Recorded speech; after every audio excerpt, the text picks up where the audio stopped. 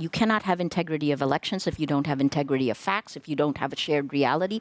All of that has already happened. And that's part of the reason you're seeing the movement globally towards authoritarian rule. I mean, VDEM says as of this year, 72% of the world is now under authoritarian rule, right? We lived through this, so this is quite personal, but like just 3 points from what everyone has said. I think the first part is AI as a defense tool will always be behind the 8 ball because it is reacting.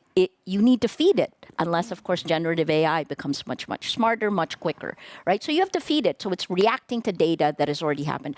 I know this because when we were attacked, it took the platforms years to come back and fix it. With AI, yes, they did, but it's not fixed. The second one is free speech as a I mean, the United States will say this, and many of the tech companies will want that because that continues a business model that has exploited all of our data.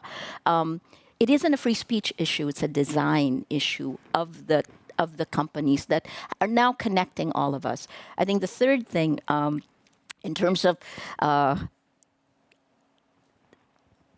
elections itself, it's brilliant because the messages change the way we vote because it changes, it manipulates our fear, anger, hate, and then changes the way we look at the world, and that changes the way we vote.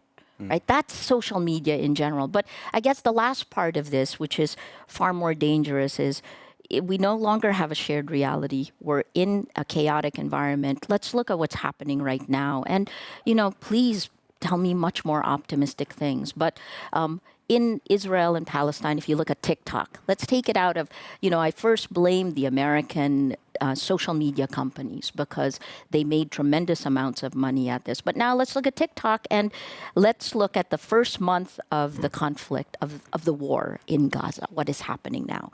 Israel, Hamas, right? And if you look at that data, it shows you that almost 97%, 96.5% is hashtag Free Palestine, targeting our kids, 18 to 24 years old.